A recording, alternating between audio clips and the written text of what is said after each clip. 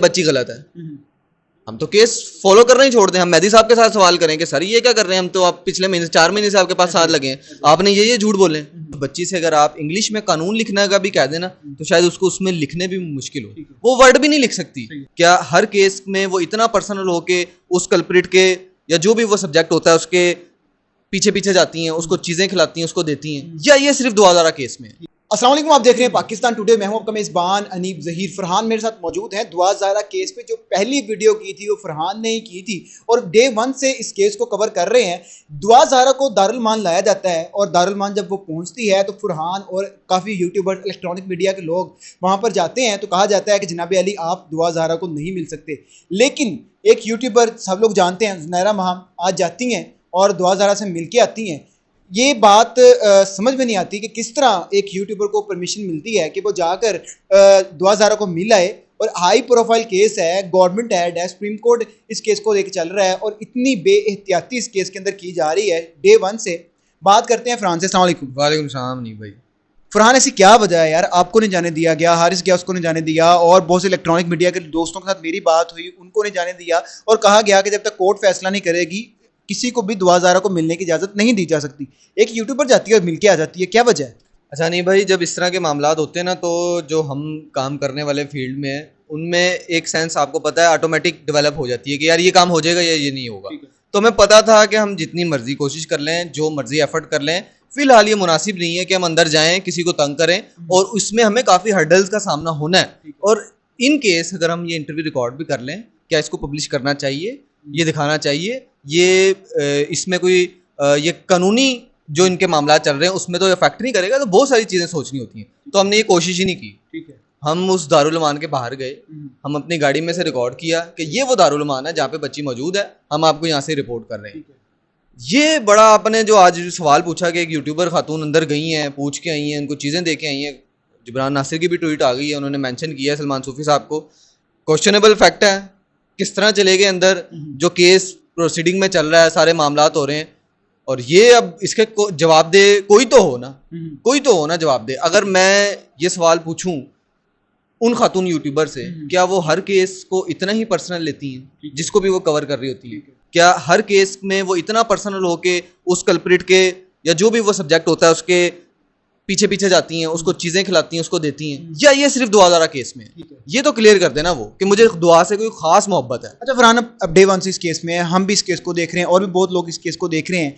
आप ये देखें कि अदालत में जाते हैं, जमानतें हो जाती हैं, पता चल रहा है कि बच्ची माइनर है, पता चल रहा है कि जनाब अली मेडिकल भी आ गया है, अब दोबारा मेडिकल की दरख्वास्त की जा रही है। जितना भी केस है, जितने भी फैक्ट्स हैं दुआ ज़ाहरा के पेरेंट्स के हक में आ रहे हैं सुप्रीम कोर्ट की तरफ से, उसके बावजूद ज़हीर, शब्बीर ये खुलेआम घूम रहे हैं और जो ये यूट्यूबर जो उनका साथ दे रहे हैं ये भी सरेआम मीडिया पे आके झूठ बोल रहे हैं। कोई कार्रवाई नहीं हो रही इनके खिलाफ भी। क्या कहना चाहेंगे उसके ऊपर? क्या हमारे मुल्क में अंधा कानून है? लग तो ऐसी रहा है सर कि जो फैक्ट्स और वो जिस तरह आपने कहा कि हकाइक जो हैं वो वालिदैन के हक में आ रहे हैं, लेकिन उसके बावजूद जो है वो उनके हाथ कमज़ोर हैं। और ये चीज़ें जिस तरह सामने आ रही हैं, मैं ये अभी बात कर रहा था कि उस बच्ची से अगर आप इंग्लिश में कानून लिखने का भी कह देना तो शायद उसको उसमें लिखने भी मुश्किल हो, वो वर्ड भी नहीं लिख सकती। तो उसको ये प्रोसीडिंग पता है कि मैं आज जो है वो एक एप्लीकेशन दायर कर दूं कि मेरी उम्र जो है वो मैं दोबारा टेस्ट करवाना चाहती हूँ और मैं जो है वो ये एप्लीकेशन फाइल कर दूँ। हम जो ज़ुनैरा महाम है डे 1 से यूट्यूब के ऊपर वीडियोस बना रही हैं, ज़हीर और दुआ ज़ाहरा की जो सारी कहानी है उसको लव स्टोरी बनाकर पेश कर रही हैं। अब दुआ ज़ाहरा ने जो दारुल मान जाने के लिए जो साइन किया है और जो एप्लीकेशन दी थी उसके अंदर लिखा है कि मेरे और मेरे शोहर का ताल्लुका ठीक नहीं है। अब जो दुआ ज़ाहरा ने ये लिखी है एप्लीकेशन और जमा करवाई है, जिसके बाद दारुल मान भेजा गया है, ये इन यूट्यूबर्स के मुंह पे तो ऑटोमेटिकली एक चपेट थी। उसके बावजूद भी ज़ुनैरा महाम उसको मिलने जा रही है। तो आपको नहीं लगता कि खुद से कोई प्लानिंग है? ये आपने बड़ा अच्छा सवाल किया है। ये जो स्टेटमेंट बच्ची ने बकौल इनके कि दी है कि मेरे शोहर से ताल्लुकात अच्छे नहीं है, उसके बावजूद इनका बच्ची को सपोर्ट करना और उसके लिए खाने लेके जाना, उसको दारुल उमान में मिलने जाना, इस बात का क्या वाज़ेह सबूत नहीं है कि जो करवा रहे हैं वो बच्ची को डिक्टेट किया जा रहा है? ये वाज़ेह सबूत है। इनको पता है ये कितने रिलैक्स हैं। मैं इस केस को कवर कर रहे हैं, हमें पता लग जाए बच्ची गलत है, हम तो केस फॉलो करना ही छोड़ दें, हम मेहदी साहब के साथ सवाल करें कि सर ये क्या कर रहे हैं, हम तो आप पिछले महीने 4 महीने से आपके पास साथ लगे हैं, आपने ये झूठ बोले। अब बच्ची ने कह दिया है कि मेरे शोहर से ताल्लुकात सही नहीं है, तो ये इनको नहीं चाहिए था कि बच्ची से कहते हो हम तो तुम्हारे लिए फाइट कर रहे हैं, तुमने ये कि हमें जलील करा दी है।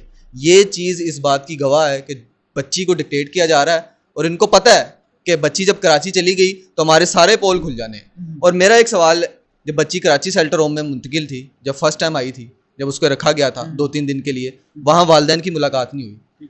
ये वो लोग हैं जो कि बच्ची के ज़्यादा सगे हो रहे हैं। माँ बाप के खून से ज़्यादा सगा कौन होता है? जब बच्ची को माँ बाप से नहीं मिलने दिया गया तो ये मुलाकात कैसे हुई? ये सवाल निशान। इसमें कोई ये तो नहीं हो सकता कि आप ये भी सोच सकते हैं, एक ये भी एंगल हो सकता है कि पहले वो डिफेंड कर रहे थे कि जनाब अली लव स्टोरी है और वो आई है, जो मेहदी काज़मी साहब वो गलत कर रहे हैं, लेकिन अब इतने अरसे बाद जब सुप्रीम कोर्ट की सारी हेयरिंग्स हो रही हैं, जबरान नासिर साहब सारे केस को देख रहे हैं, अब चीज़ें मेहदी काज़मी साहब उनके हक में आती हुई नजर आ रही हैं, तो इसके बाद क्या ये नहीं लगता कि जितने भी ये यूट्यूबर्स हैं ये अब अपना डिफेंस कर रहे हैं?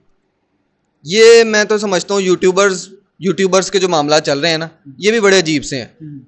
कोई किसी को बड़ी अखलाकियात से गिरी बातें, कोई किस साइड से कर रहा है, कोई किस साइड से कर रहा है। असल चीज़ ये है कि केस ट्रैक पे आए, वालिदैन कर्म में मुब्तला हैं, बच्ची उनको दी जाए। जिस तरीके से भी इस केस की शफाफ प्रोसीडिंग हो सकती है उसे करें तो सही। अब जब ये स्टार्ट हुआ तो फिर ये इन्होंने मामला इस तरह खराब करना शुरू कर दिए। अब केस ट्रैक पे चढ़ा है, पता लग गया है कि सारी चीज़ें, बच्ची माइनर आ गई है, सुप्रीम कोर्ट के ऑर्डर्स आ गए, हाई कोर्ट ने कहा है बच्ची लेके आओ, कराची शेल्टर होम में मुंतकिल करो। मुझे तो ये हैरानगी हो रही है, हाई कोर्ट के ऑर्डर है, उसके बावजूद ये कोर्ट्स का मजाक है, ये क्या हो रहा है?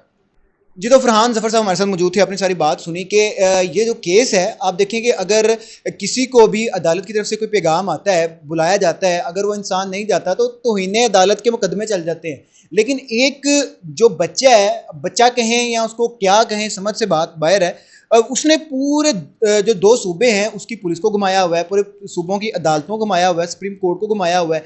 मतलब उसको बुलाया जाता है, वो जाता नहीं है, कोई केस नहीं होता, वहाँ जाकर अपने हक में फैसला लेके बाहर रहता है। ये सारा जितना भी बातें चल रही हैं, जितनी भी चीज़ें चल रही हैं, हमारे इंसाफ के निज़ाम के ऊपर एक बहुत बड़ा सवालिया निशान है। इसी के साथ मुझे दीजिए इजाज़त। अल्लाह हाफ़िज़।